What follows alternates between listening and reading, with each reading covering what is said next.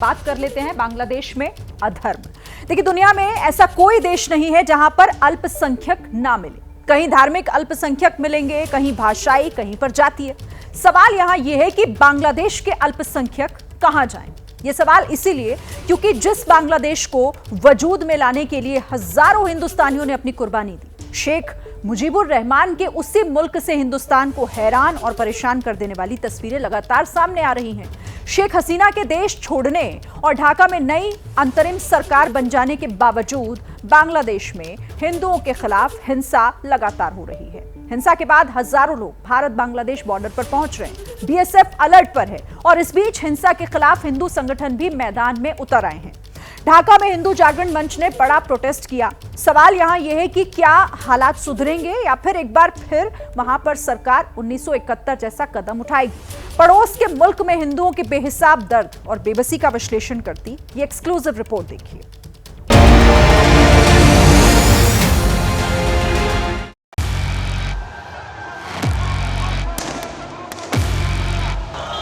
সংখ্যালঘু সুরক্ষা আইন, সংখ্যালঘু মন্ত্রণালয় সহ সংখ্যালঘু কমিশন গঠন করে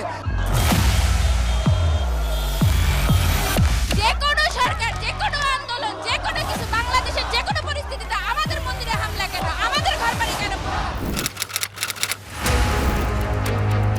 बांग्लादेश में बेहिसाब बवाल देखा, ढाका की तबाही देखी, शेख हसीना को मुल्क छोड़कर भागते देखा।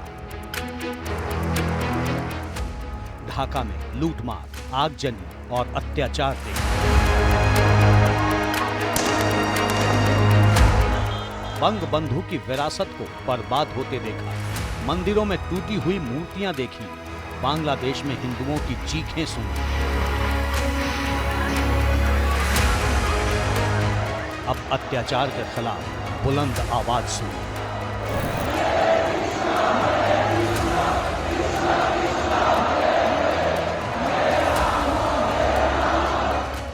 गम है, गुस्सा है और सबसे ज्यादा अपने वजूद को बचाए रखने की जंग है।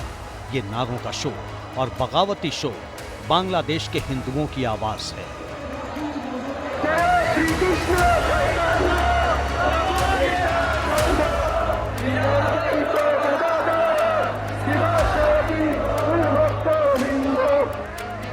हरे राम हरे कृष्ण का जयकारा ढाका की सड़कों पर गूंज रहा था। मंदिरों में तोड़फोड़ और हिंदुओं के खिलाफ हमलों को लेकर हिंदू जागरण मंच ने ढाका में प्रदर्शन किया।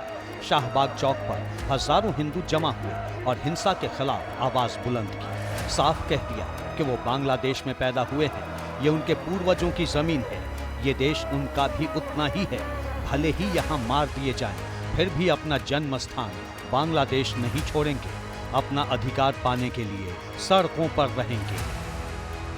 এই দেশে জন্মগ্রহণ করেছি, এই দেশ আমাদের 14 গোষ্ঠীর দেশ। আমরা এখানে উড়ে আসি নাই। কেন আমরা ভারতে চলে যাব? এই দেশ কি আমার না? আমরা বাঙালি জেগে উঠেছি, আমরা হিন্দু জেগে উঠেছি। যেই মন্দির ভাঙতে আসবে তাকে একবারে ভেঙে গুড়ে চুরিয়ে দিবেন। আমরা চাই আমাদের সংখ্যালঘু একটি কমিশন গঠন করা হোক এবং এই সংখ্যালঘুর। यह गुस्सा उन दंगाइयों के खिलाफ है जिन्होंने बस्तियों को आग के हवाले करने में देर नहीं की। ये आक्रोश उन उपद्रवियों के विरुद्ध है जिन्होंने मासूमों को भी नहीं बख्शा। इसीलिए ढाका में हजारों हिंदू सड़कों पर उतर आए हैं। रिपोर्ट के मुताबिक बांग्लादेश के 64 में से 52 जिलों में हिंसा फैल चुकी है। अल्पसंख्यकों के कई गांवों को निशाना बनाया गया है। शेख हसीना के देश छोड़ने के बाद 232 लोग मारे जा चुके हैं। बांग्लादेश के हिंदू जागरण मंच के मुताबिक दिनाजपुर में 4 हिंदू गांवों को जला दिया गया। लोग बेसहारा हो गए, छुप छुप कर रहने को मजबूर हैं। यही वजह है कि ढाका में हजारों हिंदुओं ने प्रदर्शन किया। सरकार से अल्पसंख्यकों के खिलाफ हमलों को रोकने के लिए सख्त कानून बनाने और संसद में अल्पसंख्यकों के लिए 10% सीटें रखने की मांग की। রাজনৈতিক কার্যক্রমেও হিন্দুদের রাখতে হবে, এইসব মাথায় রাখতে হবে। আর ধর্ম বৈষম্য যেন রাজনীতিতে না পৌঁছায়। তুমি কে আমি কে বাঙালি বাঙালি, তাহলে আজকে কেন এই রাষ্ট্রের উপরে এই যখন একটা এই অন্তর্বর্তীকালীন সরকার গঠন হয়েছে, কোথায় একটা সমাজ, কোথায় ছাত্র সমাজ, আমরা কার কাছে বিচারটা দিব? बांग्लादेश में अंतरिम सरकार बन जाने के बाद भी हिंसा थमने का नाम नहीं ले रही। खासतौर से जिस तरह से हिंदुओं को निशाना बनाया जा रहा है, उससे दहशत का आलम है। हालात ये हैं कि हजारों हिंदू अपने खेत, खलिहान, मकान, दुकान, हर सामान पीछे छोड़ पलायन को मजबूर हो चुके हैं। इनमें से ज्यादातर भारत में शरण चाहते हैं। ये तस्वीरें कूच बिहार में बांग्लादेश बॉर्डर की हैं, जहां कई दिनों से हजारों हिंदू जमा हैं। बांग्लादेश में जैसे जैसे हिंसा फैल रही है, वैसे वैसे भारत बांग्लादेश सीमा पर भीड़ भी बढ़ रही है। मैं अभी खड़ा हूँ भारत बांग्लादेश जो सीमांत है शीतलकुची का पठानटोली में। यहाँ पे आप देख सकते हैं कि यहाँ पे फेंसिंग है और फेंसिंग के उस पार 150 फीट उधर है बांग्लादेशी जो लैंड है। काफ़ी सारे बांग्लादेशी नेशनलिस्ट जो यहाँ पे आ गए, वो इंडिया में आना चाहते थे, लेकिन जो बीएसएफ के अधिकारी थे, बीएसएफ के जो जवान थे, उन्होंने उनको रोका और फिर से उनको बांग्लादेश में कल रात के अंदर बांग्लादेश में उसको भेज दिया गया। सारे जगह जो बीएसएफ तैनात है, जो बांग्लादेश की वर्तमान हालत है उसे देखते हुए सारे बॉर्डर में बीएसएफ का काफ़ी पहरा है। कूच बिहार के सितालकुची में करीब 1000 बांग्लादेशी हिंदू तालाब में खड़े होकर भारत में दाखिल होने की गुहार लगा रहे हैं। जय श्री राम और भारत माता की जय के नारे लगा रहे हैं।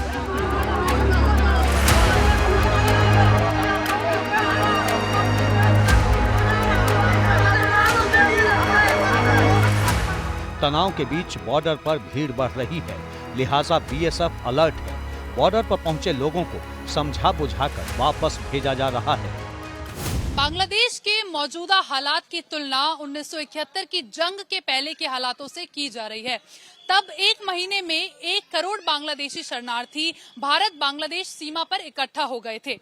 इस बार भी लगातार भीड़ बढ़ रही है। ऐसे में सवाल ये है कि यदि हिंसा नहीं रुकी तो बांग्लादेश में रहने वाले अल्पसंख्यकों के पास क्या विकल्प है। बांग्लादेश हिंदू बौद्ध ईसाई एकता परिषद के मुताबिक देश के 64 में से 52 जिलों में हिंदुओं और उनकी प्रॉपर्टी को निशाना बनाया गया। अल्पसंख्यकों की आबादी डर डर कर जीने को मजबूर है। खास तौर से हिंदू बस्तियों पर लगातार हमले हो रहे हैं।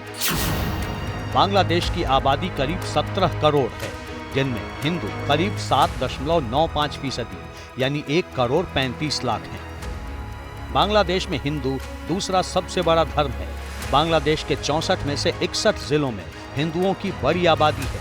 रिपोर्ट्स के मुताबिक बांग्लादेश में हिंदू शेख हसीना की पार्टी अवामी लीग के समर्थक माने जाते हैं, इसीलिए उन्हें चुन चुन कर निशाना बनाया जा रहा है, जिसे लेकर भारत फिक्रमंद है। जिन लोगों के मन में भारतीयता के प्रति कोई सम्मान का भाव नहीं, जिन लोगों के मन में ये कोई भाव नहीं कि दुनिया के किसी कोने में कोई हिंदू प्रताड़ित हो रहा है तो उसके प्रति आवाज उठा सके, क्योंकि उसमें भी उन्हें लगता है कि अगर हम आवाज उठाएंगे तो कहीं यहाँ उनका वोट बैंक न खिसक जाए। लोगों पर अत्याचार हो रहे हैं, तमाम मंदिरें, तमाम जो हिंदुओं के घर हैं उनको जलाए जा रहे हैं, हत्याएं। ये गंभीर चिंता का विषय है। सरकार, भारत सरकार उसमें बहुत अपने स्तर से जो करना है वो कर रही है। वहाँ के अल्पसंख्यक बहुत परेशान हैं, बहुत जुल्म हो रहा है उनके ऊपर, और हद तो ये हो गई कि छोटे बच्चों को भी छीन के लेके भाग के जा रहे हैं। वो इस वक्त बहुत दुविधा में हैं, बहुत परेशान हैं। हम सबका फर्ज ये बनता है कि हम उनके आंसू पोंछें।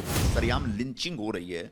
लगभग बांग्लादेश के 27 जिले ऐसे हैं जहां पर हिंदुओं को टारगेट किया जा रहा है। उन हिंदुओं के लिए भारत सरकार को निश्चित तौर पर कठोर एक भूमिका निभानी पड़ेगी। बांग्लादेश में हिंदुओं पर हो रहे हमलों से हिंदू धर्माचार्य भी आहत हैं। एक दिन पहले इसके खिलाफ अयोध्या में प्रोटेस्ट हुआ। सरकार से मांग की गई कि बांग्लादेश में हिंदुओं की सुरक्षा सुनिश्चित करने के लिए कदम उठाए। प्रधानमंत्री का पलायन होना, वहां से शरण लेना भारत में, और जो लोग उग्रवादी हैं वो पूरा सबके सब अत्याचार केवल हिंदुओं पर कर रहे हैं। इसी मसले पर वाराणसी में अखिल भारतीय संत समिति और विश्व हिंदू परिषद की भी एक साझा बैठक हुई, जिसमें बांग्लादेश में हो रही हिंसक घटनाओं पर रोष जताया गया। बांग्लादेश में हिंदुओं पर होने वाले अत्याचार पे भारत के एक भी विपक्षी नेताओं की किसी की जुबान क्यों नहीं खुल रही है? क्या बांग्लादेश के हिंदू हिंदू नहीं है? इस बीच बागेश्वर धाम के बाबा धीरेन्द्र कृष्ण शास्त्री ने बांग्लादेश के हालात को लेकर बड़ा बयान दिया है। बोले, अगर बांग्लादेश जैसे हालात भारत में बने तो भारतीय हिंदू कहां जाएंगे? पर प्रश्न ये उठता है कि बांग्लादेश के हिंदू तो भारत में आकर के शरण ले लेंगे, पर कल यही मुद्दा, यही स्थिति परिस्थिति भारत में उठेगी तो भारत का हिंदू कहां जाएगा? हिंद महासागर या अटलांटिका या फिर हिमालय जाएगा? खास बात यह है कि बांग्लादेश में मुस्लिम और हिंदू दोनों बंगाली हैं, यानी भाषा और संस्कृति के लिहाज से दोनों में समानता है।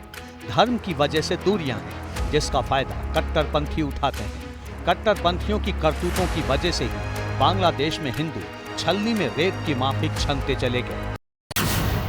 1947 में बांग्लादेश में करीब 30% हिंदू थे। 1974 में घटकर 13.5% रह गए।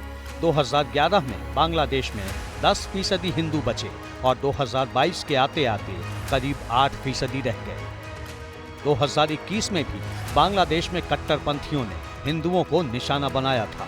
तब सैकड़ों हिंदू मारे गए थे, कई मंदिरों को तोड़ दिया गया था। इस बार भी ऐसा ही हो रहा है और आगे भी हालात सुधरने की उम्मीद कम ही है, जिसकी वजह भी है। बांग्लादेश में तख्ता पलट के बाद नई सरकार का गठन हो चुका है। अगुवाई नोबेल प्राइज विजेता मोहम्मद यूनुस कर रहे हैं। मोहम्मद यूनुस ने विश्वास दिलाया है कि बांग्लादेश में अल्पसंख्यकों के साथ हिंसा होने नहीं देंगे, लेकिन क्या वाकई ऐसा हो पाएगा? ये सवाल इसलिए क्योंकि बांग्लादेश की नई सरकार में 16 और सदस्य भी शामिल हैं, जिन्हें अलग अलग जिम्मेदारी सौंपी गई है। इनमें एक नाम अबुल फयाज मोहम्मद खालिद हुसैन का है, जिन्हें धार्मिक मामलों का मंत्री बनाया गया है। खालिद हुसैन एक इस्लामी कट्टरपंथी मौलाना है। बताया जाता है कि खालिद हुसैन हिफाजत-ए-इस्लाम बांग्लादेश नाम के एक संगठन से जुड़े हैं। 2010 में बना हिफाजत-ए-इस्लामी एक इस्लामी संगठन है। इस संगठन का इतिहास हिंदू विरोधी हिंसा में शामिल रहने का है। खालिद हुसैन इस संगठन के उपाध्यक्ष रहे हैं। खालिद हुसैन को बांग्लादेश में एक प्रमुख कट्टरपंथी के तौर पर देखा जाता है। ऐसे में किसी कट्टरपंथी को ही धार्मिक मामलों का मंत्री बनाना कितना सही है, ये एक बड़ा सवाल है। इन सब के बीच बांग्लादेश में हिंदुओं की सुरक्षा को लेकर भारत सरकार एक्टिव हुई। एक दिन पहले गृह मंत्री अमित शाह विश्व हिंदू परिषद के डेलीगेशन से मिले, जिन्होंने बांग्लादेश में हिंदुओं और दूसरे अल्पसंख्यकों के उत्पीड़न का मुद्दा उठाया। विश्व हिंदू परिषद का एक प्रतिनिधि मंडल गृह मंत्री जी से मिला। बांग्लादेश के हिंदुओं पर हो रहे उत्पीड़न और अत्याचारों से अपनी चिंता और अपनी व्यथा से उनको अवगत कराया। हमने गृह मंत्री जी को बताया कि जिस प्रकार की घटनाओं की सूचनाएं बांग्लादेश से आ रही हैं वो बड़ी विभत्स हैं और जो एक आंतरिक राजनीतिक आंदोलन था उसकी दिशा मुड़कर हिंदू समाज और अन्य अल्पसंख्यकों के अत्याचार और उत्पीड़न पर केंद्रित होने लग गई है। गृह मंत्रालय ने एक कमेटी का गठन किया। ये कमेटी बांग्लादेश में हिंदुओं पर हो रहे अत्याचार और मौजूदा हालात का जायजा लेगी। उनकी सुरक्षा सुनिश्चित करने के लिए गवर्नमेंट टू गवर्नमेंट बात की जाएगी। खबर उत्तराखंड से, जहां यूनिफॉर्म सिविल कोड यानी यूसीसी पर एक बड़ा अपडेट सामने आया है। खबर है कि उत्तराखंड में इस साल अक्टूबर में समान नागरिक संहिता लागू कर दी जाएगी।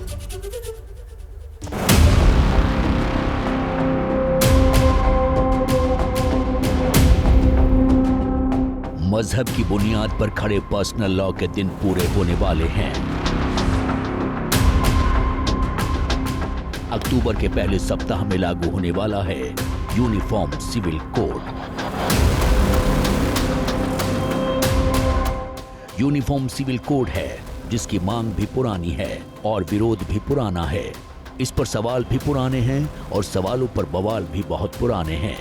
इनके नए सिरे से सुर्खियों में आने की वजह है उत्तराखंड।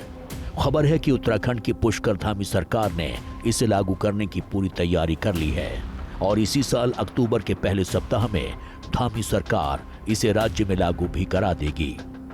उत्तराखंड देश में यूसीसी लागू करने वाला आजादी के बाद दूसरा राज्य बन जाएगा। लेकिन सवाल यह है कि अगर उत्तराखंड में यूनिफॉर्म सिविल कोड यानी समान नागरिक संहिता लागू हो भी जाती है तो ये उत्तराखंड राज्य के हर खासो आम की जिंदगी पर कैसे असर डालेगा।